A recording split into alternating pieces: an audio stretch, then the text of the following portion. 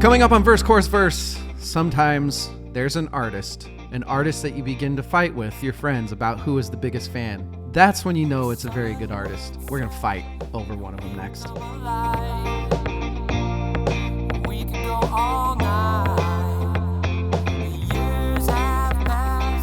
Welcome to Verse, Chorus, Verse, episode 111. I am DL. With me is Rachel. When the pawn hits the conflicts, he thinks like a king. What he knows throws the blows. I'm not going to say the whole thing. Rachel, how you doing? Good. Are we going to fight? Yeah? No, I don't think so. So the last episode that I did with somebody was Evil, where we basically just gushed over Moontooth for 2 hours together. Yeah. I think that we're headed to the same vicinity here now. Yesterday when you said, hot take, she's not that talented, I was like, do I have enough time to drive to his house to burn it down and drive back before tomorrow at noon? That's, as they say, trying to get a rise out of you. Oh, is fair. What that is. Okay. It worked. There's not going to be a lot of hiding behind anything for this episode. We both are very, very much in love with the artist we're going to talk about today. Good. Maybe I will use this episode to try to convince you to take one specific piece of art down and maybe put one up of this current artist instead. You know, I've been thinking that as I've been studying. And then I was realizing I just have ladies. I mean, does that... Vocalists. Well, you like the female artists like ladies. more than the males. You have new art besides your amazing Angie painting that we've talked about on the pod. What's the other one over there? It's my friend Haley. Haley Williams, right? Yep. It looks like video game art. A little bit. And it also doesn't look like Haley. I think maybe I just don't know the versions of Haley Williams because that doesn't look like Haley Williams to me. I mean, Haley usually looks like a little bit longer hair with bangs. Yes. She's not as, well known as other artists on the wall, but I feel like nobody has noticed her right off the bat. Her hair was like that when she was famous back in the 2000s, right? I think the earliest iteration of Haley was orange with bangs, a little bit longer, and then the most recent one is also that way, as she was in August, but Gotcha. This is I have my new art finally on the way by my cousin. I'm very excited to get it. Once I get it, I'll post some stuff about it. The same one that that painted the Lane Staley? Yeah. We're not here to talk about David Bowie. We're here to talk about somebody else that we both like quite a bit in Fiona Apple. Where to even start with her? We'll start with Rachel because in these band dissections, we take turns picking who to do. You have been Fiona Apple every single time we've tried a band dissection, to which I've been like, hey, maybe let's wait a tick. Okay. Maybe we're not ready for Fiona, right?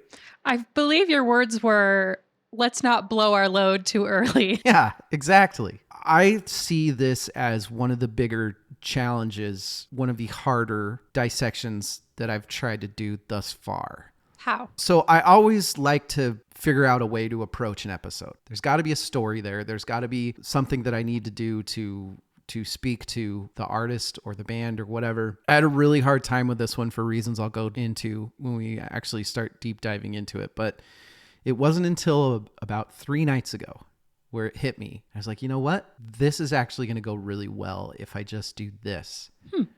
This is what I'm going to do. What about you? Did you have fun studying for this? I did. I went into a lot of interviews. There was a really poorly but great made documentary that I found on YouTube. Oh. A lot of interviews, a lot of live performances, which is stuff that I've never dug into. Her albums, I feel like it was a lot of review for me. Yeah. Even digging into her life, I feel like I knew most things. Yeah. But as far as live performances and interviews and things, it was really interesting to get more of a grasp on who she is as a person and her opinion on music and what she does. Yeah, she's just such an interesting person in so many ways. Let me ask you this. Any surprises? I will tell you that I came into this thinking I knew what my favorite songs are going to be, what my albums are going to be ranked as. And I got to say, I'm a little bit surprised at where I ended up. I don't know that I got too many surprises.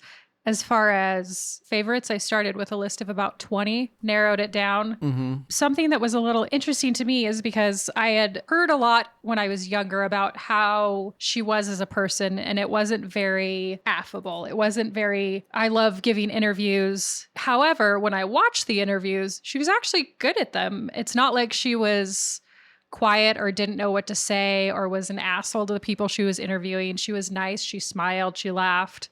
She answered questions. Yes. And so in that way, I was kind of surprised because that's not the person that I had heard she was. I very much agree with that. We'll touch on that more today as well. From what you can already tell, this wasn't a big have to listen to a bunch of albums and stuff. Basically, Rachel and I already very much know Fiona Apple. When did you start getting into her? From the jump. I owned Tidal as a kid. I owned When the Pawn very much from the very beginning. I loved Tidal. I loved the videos and the songs that came out of that. So big fan from the start. Was there any part of this study-wise that was daunting or hard, or was it just all fun? I don't think anything was daunting. If anything, the 2 newer albums I did not know like the back of my hand, whereas the first 3 I did. Oh. So trying to listen and dissect and understand where the other ones I've had, 20 years. Mm-hmm. I loved it. I love her as an artist. So it wasn't anything that I didn't want to do. And there wasn't anything. There's always, sex and drugs, but it wasn't like an Amy Winehouse level where I just got sad studying. So yeah, it was just the normal amount of drugs. God bless her. It sounds like we're going to have a lot of fun just agreeing for once. That's going to be fun. Maybe there'll be a few things here and there. We'll see. We got to get to the most important part of the night though. Day. It is Sunday day. Rachel has decided to take away my Friday or Saturday night fun of talking Fiona Apple and throwing in a Sunday day. What are you drinking on this day that is Sunday? First of all, I gave you Saturday and Sunday so you could go party with all your friends. No. Tomato, tomato. I went into the cooler at Albertsons. So I just grabbed this Monaco cocktail. They have a bunch of like single White Claws and stuff, but I really do like the seltzers that have a lot of sugar in them. The ones that taste like soda. Not the ones that taste like seltzer water. I think because the can was darker made me think maybe there's more sugar in it. It's not white. So this is Mango Peach, a premium mixed drink made with vodka, natural flavor, and certified colors. Oh my God. I didn't read that part. Certified colors. Vodka. Let's see how it tastes. What percentage alcohol is it? This is 9%. Also, there was a Four Loko in there, but I was like, nah, it's not. There's not 4 of us tonight. Yeah, that's true. We should do Four Lokos together. I do it in the first episode of every season. Oh Just my saying. God. Just putting it out there. She loves it. If you could see her face, she loves it. I don't know how to. What about it is so bad? It tastes like lighter fluid, but also cough syrup. Oh. So if you mix those 2 things together, what are you drinking today? I'm drinking coffee. I've got a nice simple pour over coffee with a little bit of bourbon in it. Oh, okay. A little Gentleman Jack. Oh. Yeah, I've got a lot of my little singles bottles. We really have to start working in the drinking games. I don't want to do it today because it's Sunday. Why not? Well, I have a personal rule. The David I used to know. David, you used to know should be dead. So That's so true. So I do have a personal rule, unless it's work related, which I guess this is work related. in a little bit of a way is. I don't drink unless it's Friday or Saturday night, and I usually have to pick one or the other. So did you not drink on Friday or Saturday of this week? I drank on Friday. So this is your Saturday? Yeah. Thanks a lot, Rachel. Ruining my life 1 week at a time. We have a lot to cover. We got to get to this. We'll take a break. We'll be right back. Bro, I'm going to get wasted so fast on this. I'm okay with that.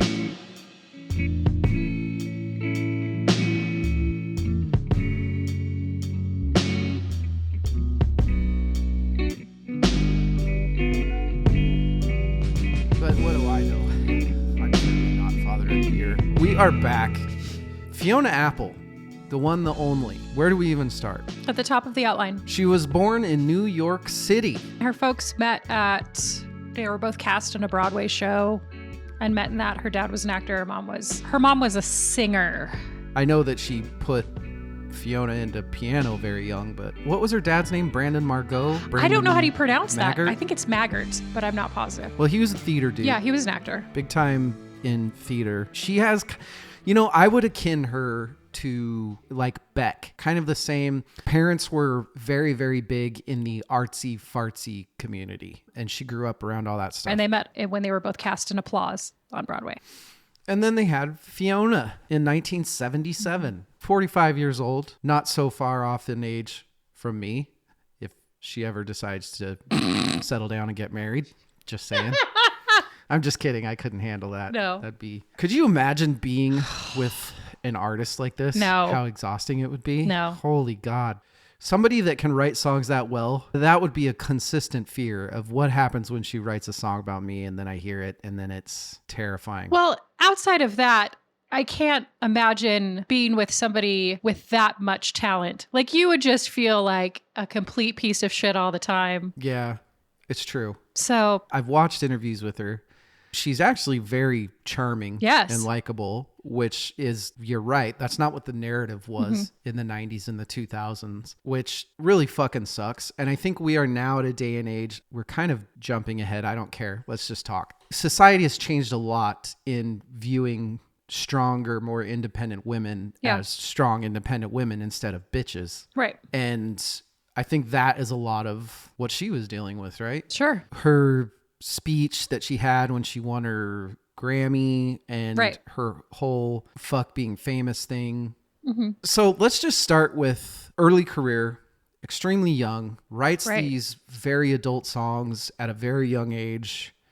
Her big video, Criminal, is a very sultry, adulty, sexual. I don't know. What words would you use to her thoughts on that music video? Not ashamed.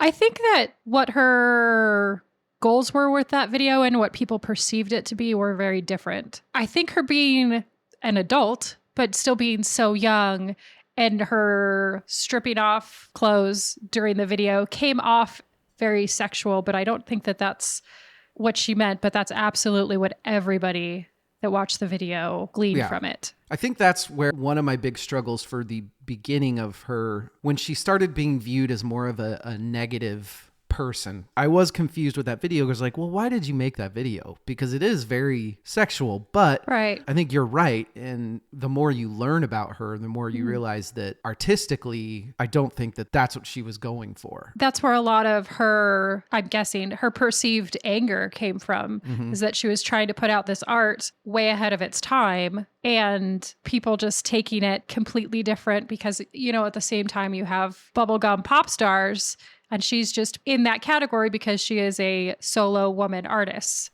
to a degree. Now, granted, she's a lot harder, but she's not. You have Alanis at the same time who is like straight up angry. And it wasn't as, I want to cover Alanis sometimes, so I don't want to bash on Alanis, but it wasn't as like straight up art. You're touching on something that I was going to touch on. So I'm actually I'm very happy that you're doing this.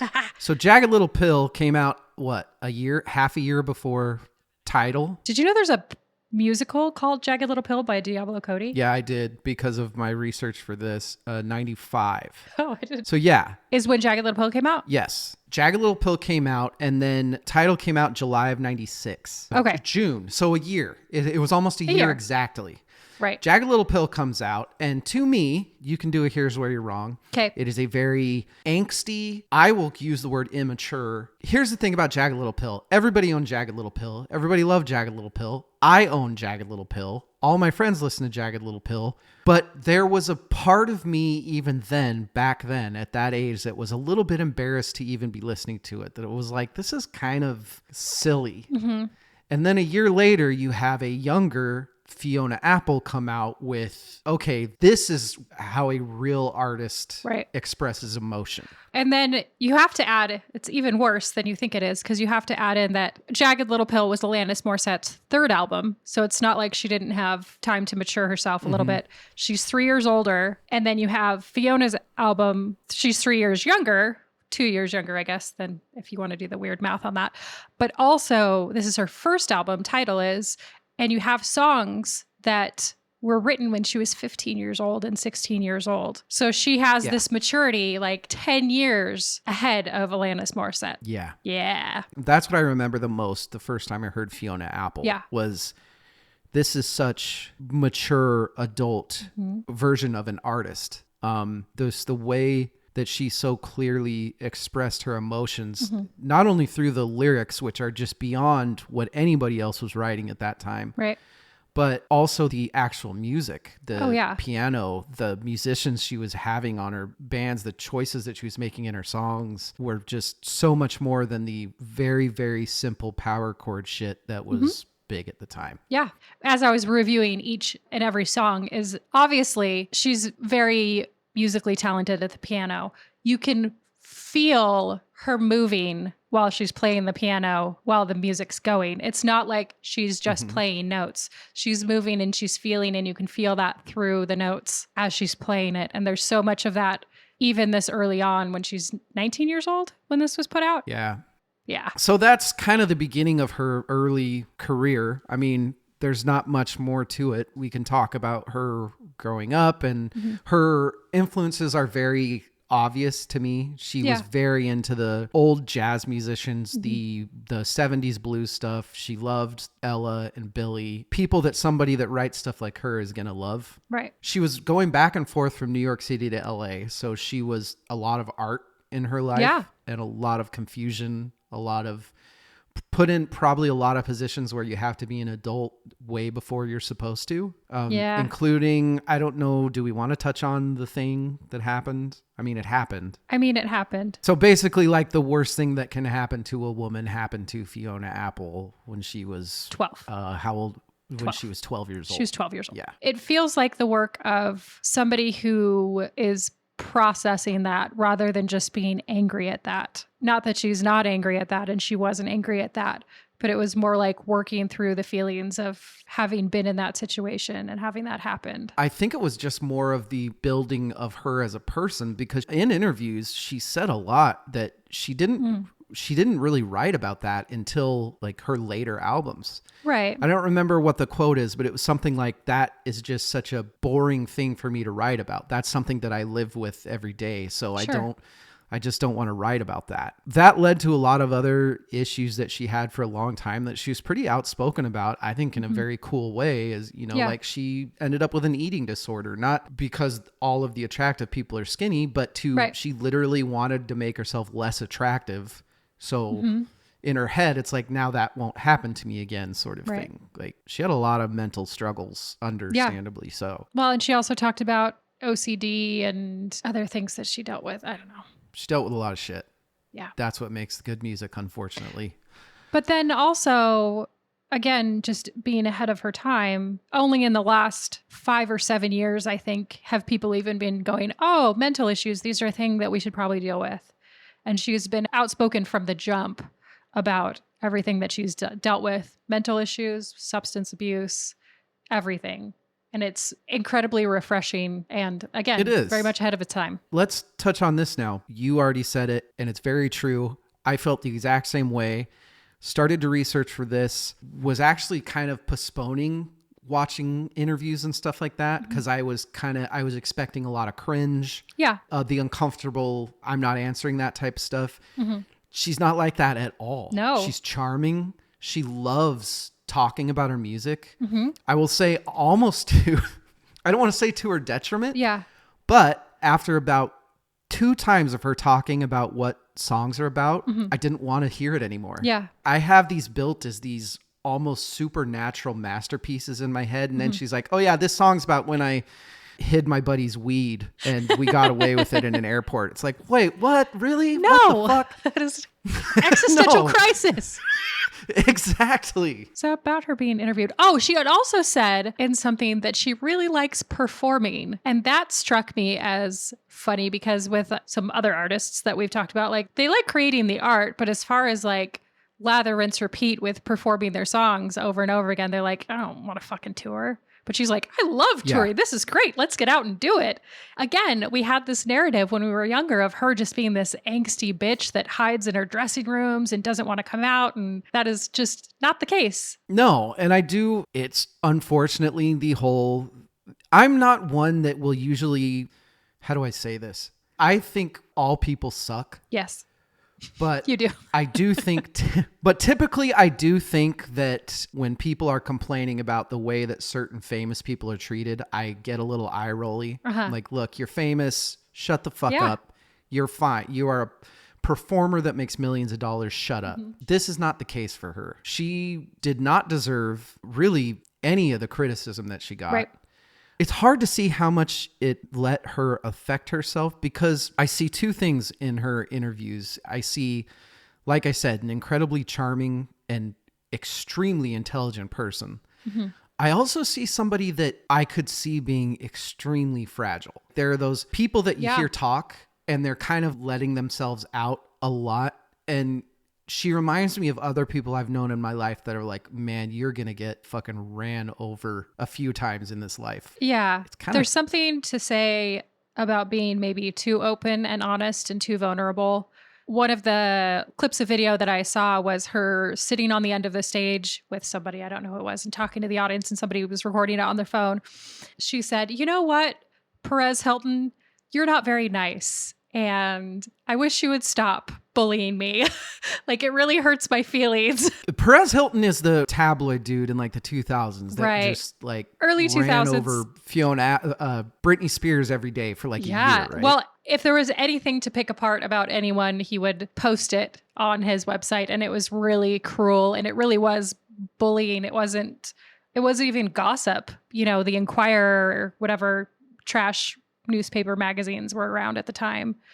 It was just gross. Right now, I'm more talking to the fact that she comes out with what's the average, an album every 6-7 years? I mean, yeah, now it's, the last one was, there was 8 years between. The one before that, 6 years. Yeah, 96, 99, 2005, 2012, 2020. And It's getting longer and longer. so here's what's funny. This is another thing, her talking about people, but then you hear elsewhere is she very recently had a comment. I think she was on a podcast or she was talking in an interview, and when she realized she didn't want to be famous for sure, it was because she was at this dinner with like Quentin Tarantino and somebody else. Mm-hmm. And she was like, this is the most unsufferable, terrible thing I've ever been to in my life. But there's also an interview like from back in the 90s where Tarantino was fucking loved Fiona Apple and interviewed her about how brilliant she is. And that is a great conversation where they both... There was one point where she was talking about her addiction. She had a little bit of a coke problem for a minute. And she was quoted as saying, every addict should get locked up in a private movie theater with Quentin Tarantino and Paul Thomas Anderson on coke. And they'll never want to do it again. She said it was the same thing. It was just like this pretentious, like they're just sitting there bragging about everything. And she's like, fuck me, get me out of here. I don't want to be here anymore. But that's the sort of thing that I think people take that and they're like, oh, fuck her, man. Especially considering like Quentin Tarantino, he actually championed for her earlier in her career. But I think that's one of those things where if you ask Tarantino about it, he'd be like, that's fucking hilarious. There's an area of, you know, you're really talented, but you don't have to fucking brag and talk about it to a point of people around you being like, shut the fuck. I know your movies are great. You're fantastic. Everybody blow each other. This is great. Yeah. You know? Well, I feel like anybody that has actually watched interviews with Quentin Tarantino, I get that feeling. I feel like after the amazement of 10 minutes in a dinner with him and hearing him after a while, it'd be like, even me, who's a nobody, would be like, fuck, man, shut the fuck up. We just lost a Quentin Tarantino listener. Hey, I love Quentin Tarantino, but he's like... Say, what's your favorite movie? Fuck. I mean, it's got to be Pulp Fiction. But I like Reservoir Dogs. God, that's a hard... I really liked Once Upon a Time, even though that was fantastic. 1,000 years too long. I love the rewrite of the ending of that. Made me real happy. Inglourious Bastards. Who doesn't want to watch Hitler get his face blown off? That's amazing. Right? That's a good See, one. we love Quentin Tarantino. Okay. We've won you back, everybody. Zed's dead, baby. I do think that there is a lot of the whole society's negative view on a strong-willed, independent female. It's all just because we wish those songs were about us. Fiona, why can't you be with us? Why don't you love us? This is a good thing, but we've really jumped around a lot. Do you have specific influences from her music in your life? Can you think of specific times in your life where her music helped you or hurt you? Or I mean, yeah. Tidal was 96. I was 13-ish when that came out. That was perfect timing. 13 and then 16 with Win the Pawn. Like, those were my jams. Those were huge influences when I was in high school. Every boy emotion that I was feeling was intensified by listening to these albums. It was a very, very good... I'm trying not to bash on Alanis Morissette again. But man, when you have...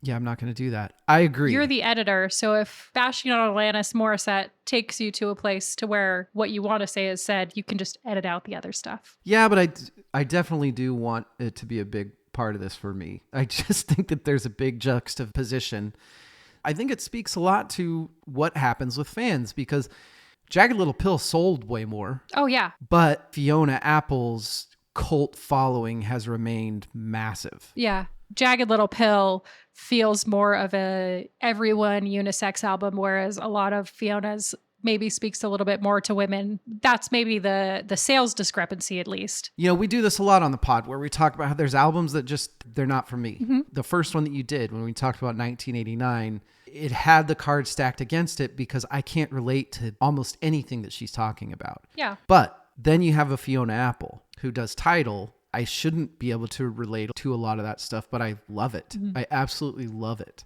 I do think that there's something to be said for when your writing is impeccable, when it's incredible. It doesn't fucking matter what the content is about. People are still going to like it. And that's Tidal to me. Is it really just Tidal for you as far as influence, or did it just kind of keep going like with the her? Pawn, the same, just a little bit older, but the same situation. That was on repeat as far as like it didn't age. I'm sure I listened to this well into college, which was a couple of years later. So, and I remember at the time buying it because I bought it with my money. It wasn't but like looking at the price, I think I paid like, which was kind of ludicrous at the time. I think it was like $17.99 or $18.99.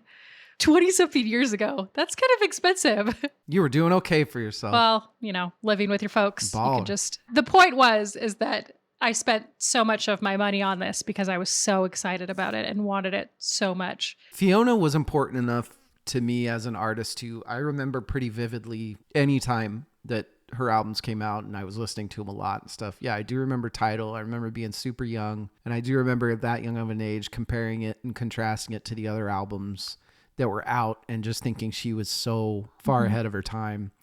I remember when The Pawn came out was when I was most, I don't know what you want to call it. That was at an age where I was living but all I did was play music. All I wanted to do was play any instrument that I could get my hands on and write anything that I could.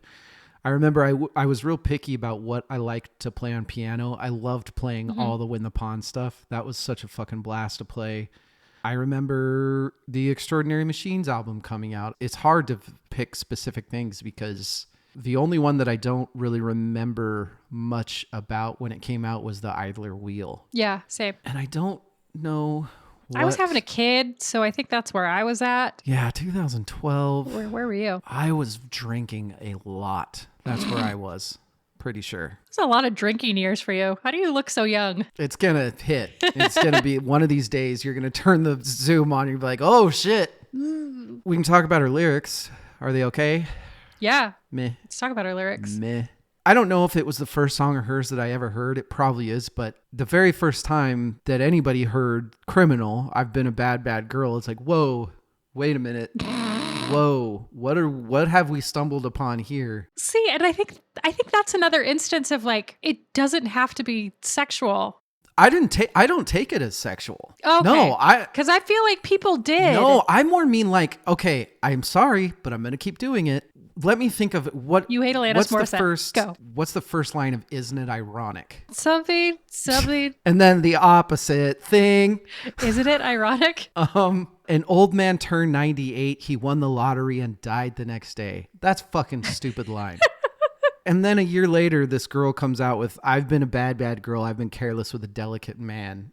And it's a sad, sad world when a girl can break a boy just because she can. That's fucking, I don't think I'd heard a woman talk like that. Well, ever. And then I know I like lyrics a lot, but being a person who likes books and words and things, it's not just something written. It's imagery. She's saying things to make you create these images in your mind, whereas these other lyrics are spelling it out for you. It is a picture book. It's not a novel. I remember having the conversation with my aunt when this album came out. I do. I remember even her, who she's a really good writer. She actually wrote, I'll ask her permission, but she wrote a book about, it's a fiction book, but it's about her time when she was in a traveling ballet. Oh. It's really fucking good. But I remember her reaction to Tidal was like scary how young this girl is, and she's writing this amazing, it's fucking unreal. And that's not even touching on the fucking music that she has behind it in Criminal, for example, where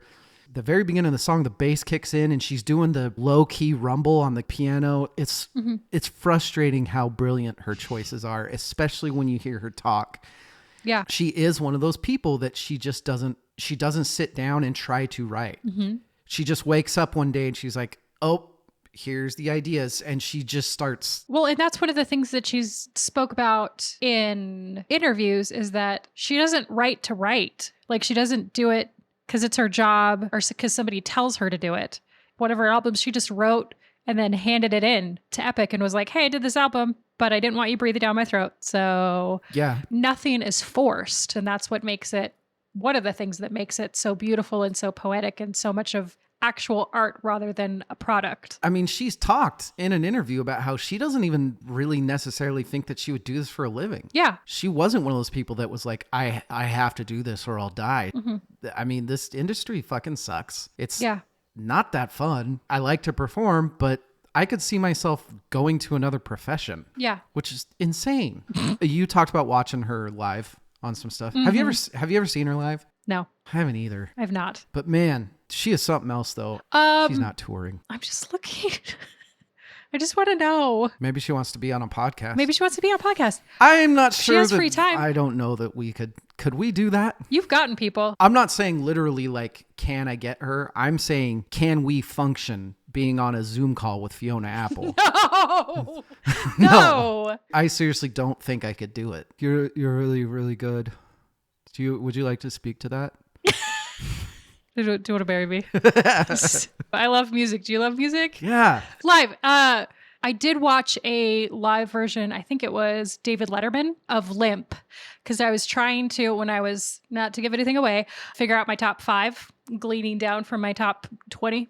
That song is one with a lot of passion behind it. And I wanted to see her perform it live because I wanted it to be higher on my list. Yeah. Because I figured seeing it live would be obviously better than recording. She has a lot of she has a sessions that's really great. She did Sleep to Dream on Howard Stern in 97. That's fucking incredible. Ooh. The big one that stood out to me that I had never seen until this is her and John Bryan, who did a lot of producing for her, and they were really close for a long time. They did a version, and I don't even know where it was, of Extraordinary Machines. He's muting an acoustic guitar instead of the pluck bass that's usually that happens in Extraordinary Machines. Yeah. It's him on a muted acoustic and her singing, and that's it.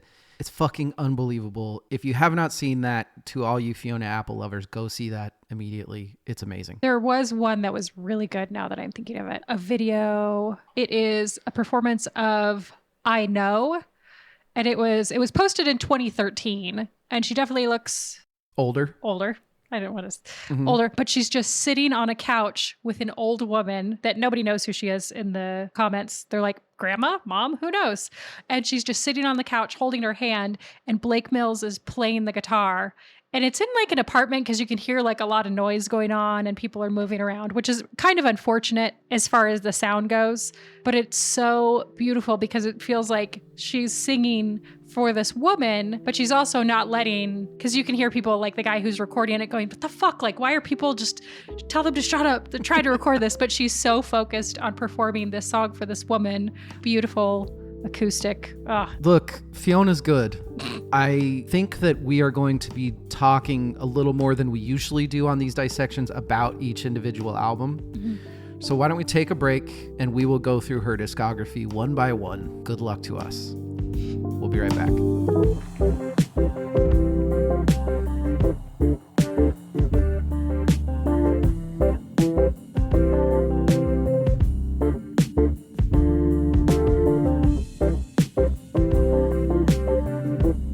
We are back. Let's talk about Fiona album to album. In 1996, after a demo that she had handed out with Never Is a Promise on it, Columbia, the work group under Columbia, whatever you want to say, picked up Fiona and they did Tidal. They worked on it in Sony Studios in LA and Hollywood and a couple other things. It was produced by Andrew Slater. And this is where we can start talking about the big thing that Fiona did right, has done right through her entire career, and that is get just the most amazing fucking musicians on her albums, including John. He was with her most of the time, particularly in her early career. He's incredible, plays everything, produces very well. The other big musician that she had, he's on this album, Mr. Matt Chamberlain, who, if you don't know who Matt Chamberlain is, he has been one of the best studio session drummers of all time. He's played with Garbage, he's played with the Wallflowers, David Bowie, Elton John, just little people like that. I would probably consider him the best session drummer of all time. Yeah. So, not a big deal. Title by Fiona Apple. It's fine. Did you know that your friend Matt played for Saturday Night Live? Yeah. He's done basically everything. He's just not, keeping it busy. Yeah. Title. Oh, also side point of things to listen to. There's this really horrible, it was a cover and I can't even think of the name, but it was Shirley Manson and Fiona Apple singing, and it was horrible. Like nobody could find a note, and Shirley was trying to harmonize, and it was really bad. It was really, really, really horrible, and I think you should look it up. I don't want, You Don't Own Me. Yes, it was so bad. Well, I'm not going to listen to that. You should listen to it. No. I don't want it to shatter your... I don't want to hear her suck. Here's the thing. I was like, it's because Shirley's trying to harmonize, and it sounds bad. Like, if she wasn't there, Fiona would be great. It's all her fault. With yourself. Exactly. I like that. That's what we've mostly talked about so far is title. We won't go too far into it. It's incredible. It's incredibly well produced. I do think that there are some parts of this album that do show her young age, which is fine. But at the end of the day, you've got Criminal, you've got Shadow Boxer, you've got Sleep to Dream, you've got Never Is a Promise on here. I mean, that's a fucking hell of a first album. Yeah. Man. What's your favorite song on Tidal? Outside of my favorite song, I just feel like you should also mention Slow Like Honey. That one needs a shout out. Because and Soul and Girl. The piano and the lyrics on Slow Like Honey feel slow like honey. Amazing. It's so good.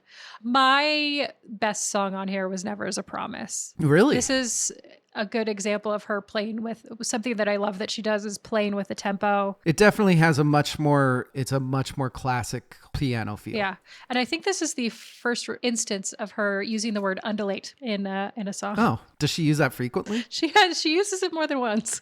Because I remember thinking like, how does this child know the word undulate? And then like an album or two later, I was like, oh, there it is again. That was actually the only song, one of the only instances on that album that I thought that the lyrics are a little young, but the music is so fucking good and Never Is a Promise but I mean, you say you'll understand, but you don't understand. I mean, that's good, but it's not fucking groundbreaking. It's not groundbreaking, but it is really good, even though it's very simple. The piano is what makes that song.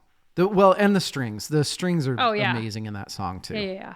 Can you imagine being that young and having those artists behind you? She was. No. This was released just a little bit before she turned 18, so she's 17.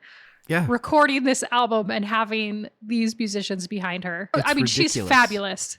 But then having those on top of it's just a fabulous album. What was your favorite song? I don't think I want to say. What's your favorite song? Do you not want to pick, or are you embarrassed? Oh, I'm not embarrassed. No. You don't want to pick. But my favorite song on this album is Sleep to Dream. Oh, and that's a good one. I think Sleep to Dream is, we'll talk more about that later. I have These early albums, I really, really struggled picking my favorite song. There's barely songs that I skipped over on these first three. That's why the next album, 1999's Win the Pawn, ... For best song, I put LOL. Because you can't do it. You can't pick. I defy you to pick a best song on Win the Pawn. If you can, kudos, you're better than me. That's true. This was done through Epic Label this time. Right. And Johnny B. He produced the entire thing. I would say, and correct me if I'm wrong, but this is resoundingly considered her masterpiece, right? This is her Mona Lisa. It's funny that you say that, because in reading reviews of her albums, it is a rare occasion that somebody doesn't say, this is her best album. That's very true. No, that's true, because going in and looking at the albums coming up, there's at least one review where somebody's like, yep, this is one of the best albums ever made. Right. Again, we've talked about how much time she takes between, there wasn't as much between this title and Win the Pawn as between the other albums, but you can feel how not rushed this album is. What was that? It was Lizzo that we were talking about a while back that said she wrote 160 songs or something. They weren't that good. You know, they're not the most fabulous, beautifully written and performed songs. And then you have Win the Pawn, which is 10-ish songs. Yeah. And they're the most beautiful songs you've ever heard in your life. This is real, actual, spectacular writing. This one is as close to perfect. I would be hard pressed to disagree with you. Once again, and this album, Matt Chamberlain on the drums is just fucking unreal. You have songs like Fast, like the drums on Fast as You Can are absurd. They are ridiculously perfect. Yeah. It's so hard to On the Bound, To Your Love, Limp, Love Ridden, Paper Bag, Get Gone, Fast as You Can. There is not a mediocre song on this album. As much as I'd like to say, no, this isn't the obvious best.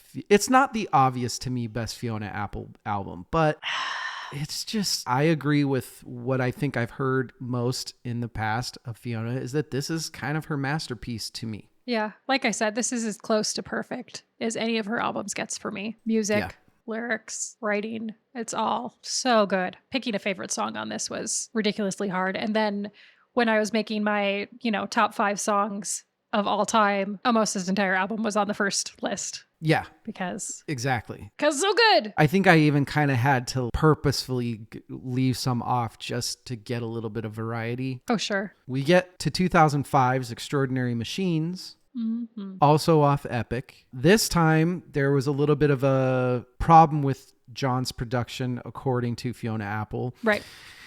This was the biggest not problem. I really, really tried to figure out what the hell happened with Fiona and John's relationship or what happened there, that he ended up leaving or she ended up not wanting him to be a part of it. I couldn't find anything. Yeah, I don't know. So that's kind of a bummer. The only thing that I can think of is there was a lot of controversy before this album actually came out that some of it was released, leaked. Wondering if maybe she thought he did it. I don't know. So there was also a lot of, not controversy, but a lot of upset fans because of how much this album was delayed. Apparently this album had been made for like years. Was it Sony? Sorry, I'm so off on my notes. It was Epic, right? Yes. Epic wouldn't release the album. So they were leaked and then it got re-recorded. Apple re-recorded it. Yeah. But you can't get info on what happened. So if I were to guess, I would say Wasn't it that she was just pissed that it got released, so she wanted it re-recorded? Or leaked, I guess. That could be it. I'm not kidding. I couldn't figure it out. But after that, John and her performed together. In an interview, he said she re-recorded a bunch of stuff, but whatever, that's her business. I remain a fan. I think she's great, and she shouldn't have to meet too much resistance. Who knows? You guys, none of you know. If I don't know, you don't know. Fiona, John, if you could will you let us know what happened? DM, that'd be great. Please. How about the personnel on this motherfucker? Not too bad, if I do say so myself. Once again, for the bootleg recording, not the commercial release, Matt Chamberlain's on it. For the commercial release, Questlove, you've got Joe Manning Jr. doing keys. Mike Elizondo, she just keeps getting really good people to play with her. Grow up. What's your favorite song on this album? Ooh, there's a handful. I put Not About Love. Okay. This album is incredibly impressive to me. I love the very first song. I love Extraordinary Machines. I love what she does with it. She's trying new things and she reinvents herself with every single album. And I think this is one of the big proofs of that, is going from Win the Pawn, which is a critical darling. And she goes to this, which is a little more poppy, but it's not pop. Yeah. She uses a lot more production. She uses a lot more drum programming. She uses a lot more digital bass, stuff like that. Songs like Temps. The feel of this album is just different. The feel of this album for me seems a little less, and I use this word super lightly because it's not the right word, is less angry. It seems more approachable compared to the other ones. And again, with Extraordinary Machine, I've compared this to like kind of has a Disney like feel to it, happy sounding compared to every other song she'd ever put out. Yeah, and she just seems like somebody that understands herself and her situations so well. She has songs like Get Him Back, which is it's not silly, but it's almost it's a little bit self-deprecating, kind of a I keep picking idiots. Yeah. But then there's also a feel towards the end that she knows she's not really going to go get him back. Yeah. And right after that, you have Oh Sailor, which is probably about one of those assholes. Yeah. But like you said, it's not an angry song. No. Just an acceptance of the situation. Mm-hmm. I feel like this is kind of the first, at least in my time of listening to music, where it's really songs were written very situationally. Like my friend Taylor, who writes about every relationship that she has. This was the same thing in a more honest way, but written better, if that makes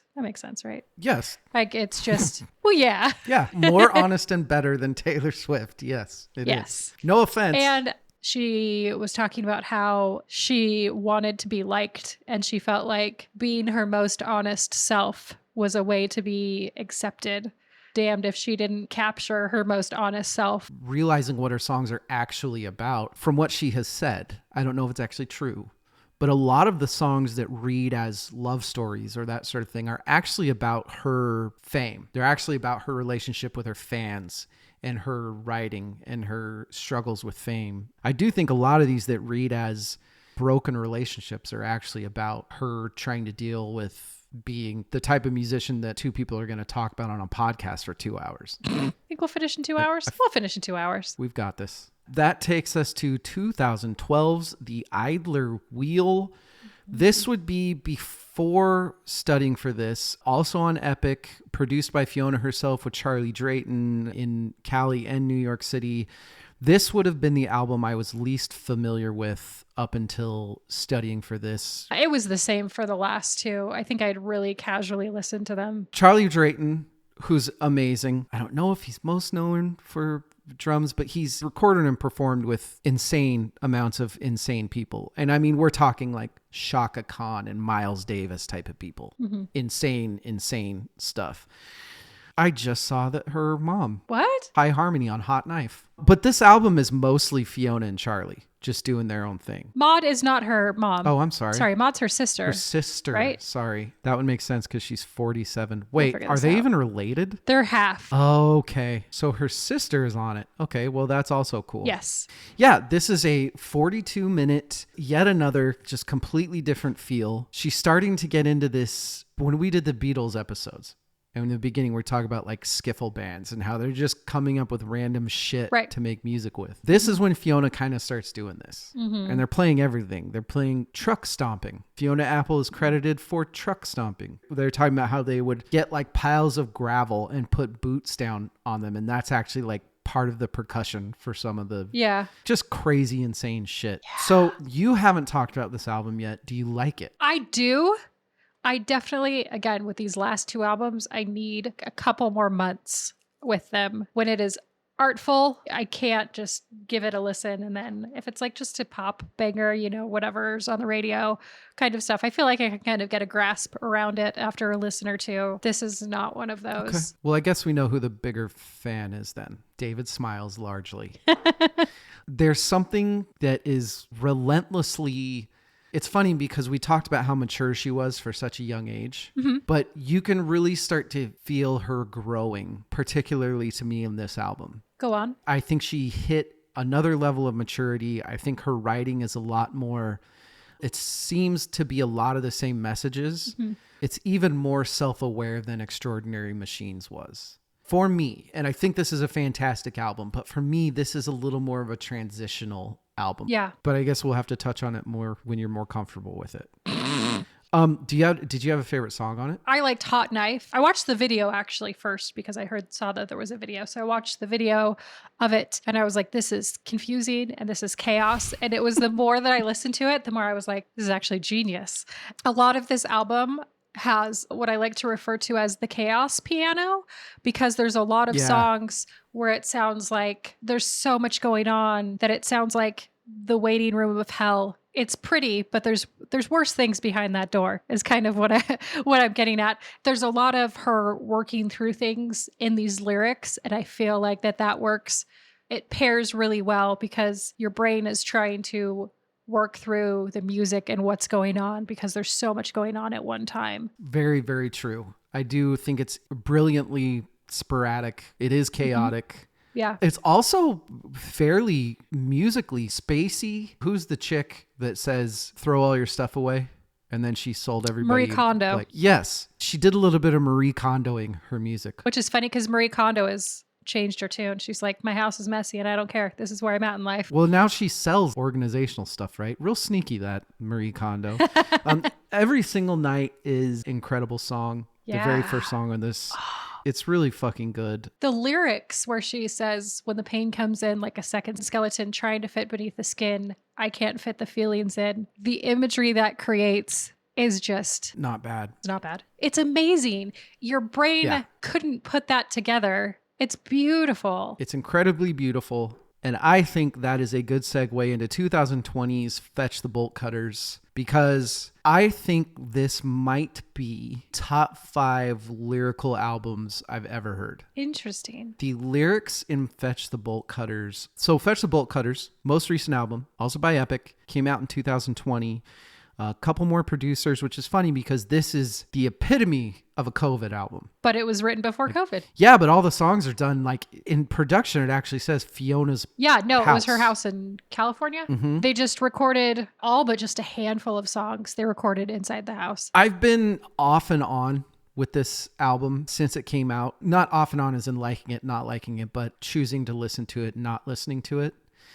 It's so good. It's so fucking good. Once again, just like Idler Wheel, there are a lot of differentiating. There's the Wurlitzer on this. There's one of the things is called a harp thing. Yes, the harp thing. Sebastian Steinberg is credited for stomps and breathing. There's chair. There's chair.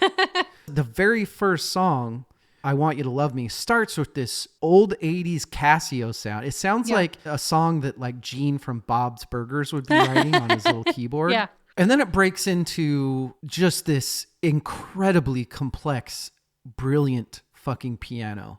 What did you think about this album as somebody that... So were you fairly unfamiliar with it? I was very unfamiliar with it.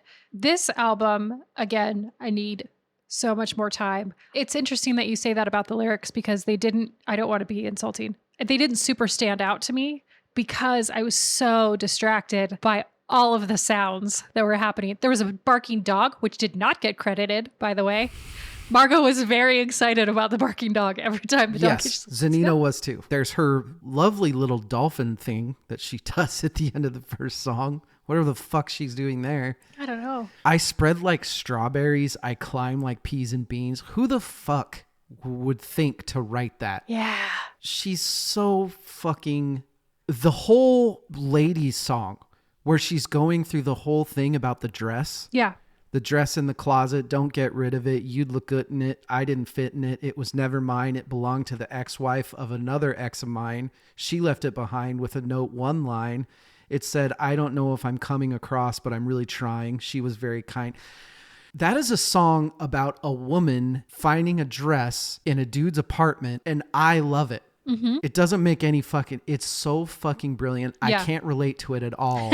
And I think it's just a brilliant line. Yeah. Her lyrics in this album, that's what I'm wanting to get across, is that, my God, she's just fucking brilliant. Yeah. What's your favorite song on it? Under the Table is what I had said. I liked the organ on it. I liked the very classic slow fast with her rhythm. I don't know if it's actually my favorite song. It's just what I picked. I need more time. Yes. What's your favorite song? This is the first album where there actually seems to be a little bit of resolution in her. She actually sounds kind of happy. Like she's come to terms with things that she's been trying to come to terms with for the last fucking 5 albums. Yeah. I think that there's also the fact that it might feel that I'm just slightly devil's advocating because this was probably the most comfortable for her to record.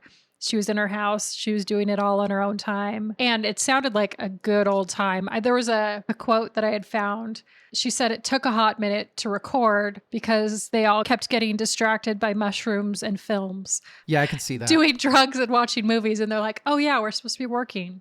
We'll get back to that. Let's get into the last things that we have to get into here. Oh, by the way, the 2 vinyls that I have behind me that you listening can't see right now are Fetch the Bolt Cutters and Extraordinary Machines. These are both fantastic vinyls. They sound fucking amazing. I would recommend buying the 180 grams of either of those albums. Unfortunately, they're the only Fiona vinyls that I own because the other ones are hard to find and really expensive. Oh. But yeah.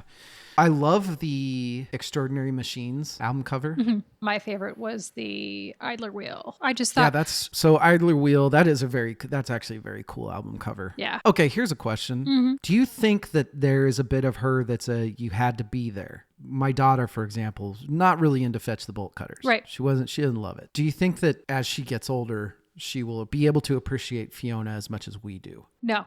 I think it's just as much as how we could never understand Joni Mitchell in her time. We didn't live through those years with her. Again, we're just a couple years younger than Fiona Apple. And so understanding somebody near our age writing this beautiful music and performing and just being so talented. Bringing up Joni Mitchell is a wonderful example because I automatically just consider Fiona way above Joni Mitchell, and that's ridiculous. Mm-hmm. They should at least be even. Yeah. And that's because I didn't grow up with Joni Mitchell. Rachel, I have a question for you. Go on. What's your least favorite Fiona Apple album? Fetch the Bolt Cutters. I think that I don't know it as well as I know the other ones. And so that's just what I put. Least favorite is Fetch the Bolt Cutters. That's my least favorite. What did you put? You are not going to believe this. My least favorite, and once again, this just speaks to how much I love all these albums. My least favorite Fiona Apple album is Tidal. Oh, I had a feeling you were going to say Tidal. It's the only album that I do think there are a few songs that I'm like, that's fair. Yeah, maybe a couple more years and you'll be there. Did you say if you owned this album when it came out-ish? Oh, yes. You did? Yes. I've owned all Fiona. But when they came out? I loved, yes. You were living. Okay, that's fair. Okay, you can say that it's... Tidal and Win the Pond were must purchases for me. Yeah. There's a couple songs, particularly towards the end, that I'm not in love with. That's fine. What's next? Idler Wheel. I think that's pretty obvious at this point. That's my 4th favorite. Okay. So I agree. Now we're at the top 3 Fiona albums. What's number 3 for you? It's going to be the same as mine. Tidal. Oh, really? It's not the same. Wow. It's Tidal. This is where we met. This is not where I fell in love. That's why it is 3. I feel like there's another album that is written better, more bangers maybe for in my head. My number 3 is Extraordinary Machines. What the hell is happening? Right? I knew I was going to surprise at least 1 or 2 people. But yeah, I love this album. It's incredible. But there are 2 albums that I think are even more incredible. You're wrong. So it sounds like we both have the same number 1, right? We better. Maybe not. So that makes your 2nd favorite album of Fiona Apple's Extraordinary Machines. Correct. And we are going to talk about that on a YouTube that is actually coming out, came out 3 days before this. Our Friday YouTube before this releases is going to be the Fiona Apple one that we recorded. Did you plan that? Ish. Like a week ago. My 2nd favorite Fiona Apple album is Fetch the Bolt Cutters. You need to spend more time with that album. It is brilliant. It is lyrically brilliant. Mm-hmm. I'm telling you, for a song like Ladies, which is very clearly for women. For ladies. And for me to love it as much as I do, it speaks to how I just think this album is amazing. I really do think that she and Fetch the Bolt Cutters have hit an insane level that I can't figure out. Okay. Which makes both of our number 1s, though, one of the greatest albums I will have ever heard in my life. Production is perfect. The musicianship is amazing. I could go through every single song and talk about every single instrument and then her writing. But Win the Pond is both of our favorite Fiona. Correct. Now for the hard question of the night. That's what she said. It's hard. Sorry. No. I couldn't do 5. I had to do 6. David, James. Do you have a top 6? Can we do 6? I had a top 20. I did what I was supposed to do. Okay.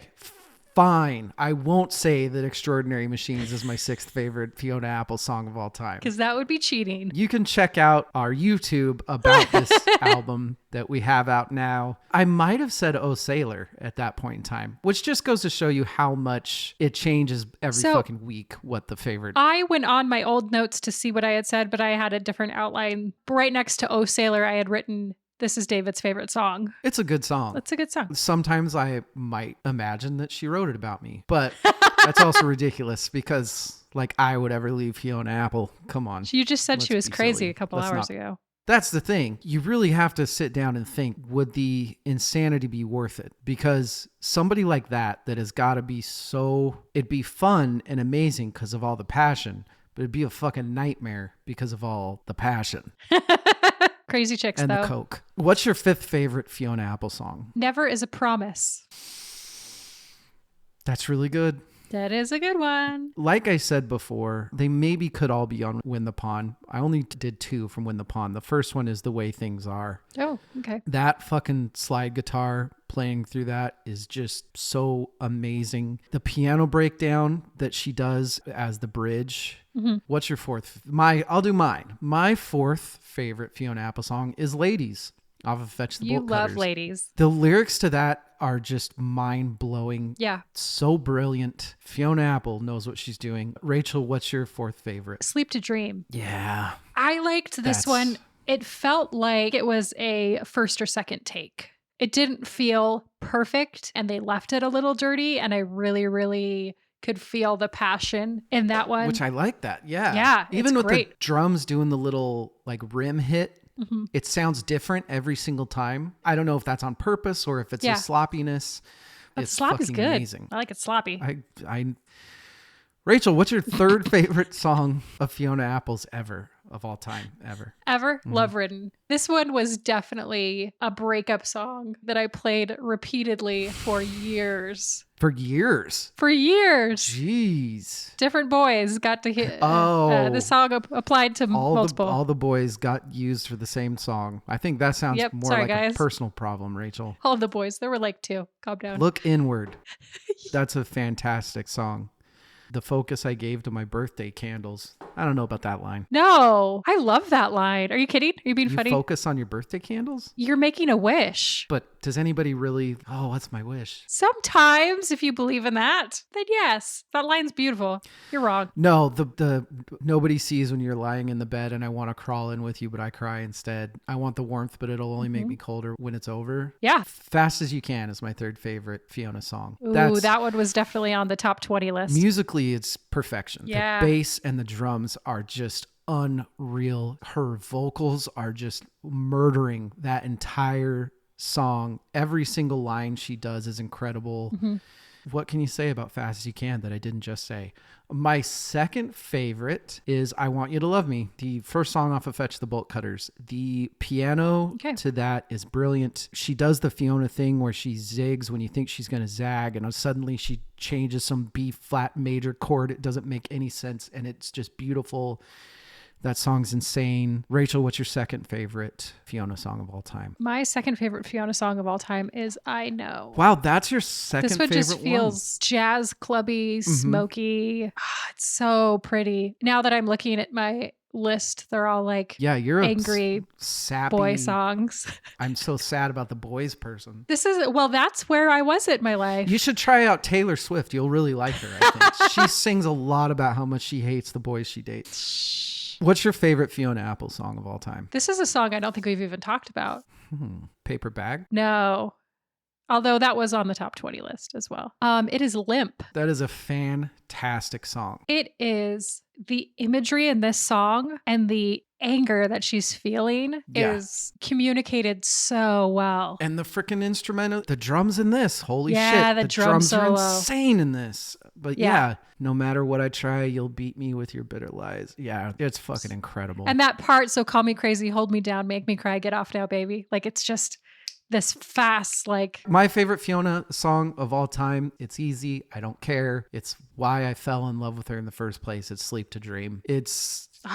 Yeah. It's just the perfect song. Just made me fall in love with her. It's never changed. Last thing that we have to do, find a way to rank this artist. Do you think she's in your top 10 artists of all time? Do you think that she's in like your Mount Rushmore of, Yeah. if you had to rank her, how would you rank her? She hits all of the points of what a band or a person needs to be on the Mount Rushmore. She's got the lyrics, the vocal talent, the musical talent. She's got the band behind her. There's nothing wrong with her at all. Let me ask you this. She is perfect. Yes. You have to pick one to be I don't on want to Mount pick. Rushmore. I don't want to pick. Amy Winehouse or Fiona Apple? I don't want to pick. Who's on there first, Fiona or Amy? Fiona is on there if I had to choose. That's the because right answer. She's more well-rounded. She's just too brilliant. She's on my Mount Rushmore of best artists. As an artist, yes. I thought about this hard. There are maybe like 2 artists that I'd put ahead of her. She's on there. Who are they? I don't think I should say. You can tell me. I don't know. David. I mean, you've got like Beck. I can't. Beck's kind of my golden god. You love Beck. Yes. I need to listen to some more Beck to understand you. The 2 albums you need to listen to, because they are just polar opposites, are Sex Laws and then Mutations. You will understand what it is about Beck.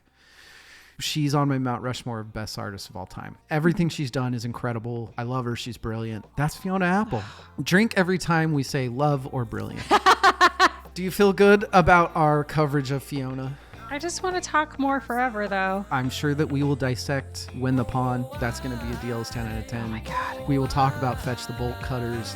Now I'm kind of going to make it my mission because you need to get more into that album. VerseCourseFirst.com @VerseCourseFirstPod. This was very fun. I am not drunk, so that's sad. Aw. But that's okay. It's Sunday. Join us next week. I get to gush over things again. Evil and I are talking about a couple albums from a favorite band who my favorite current guitarist is in that band. That'll be next week. Rachel, hey, thanks for joining me on this lovely Sunday. No problem. Talking about this awesome lady. She's so great. She really is. Good night, good luck. Oh, I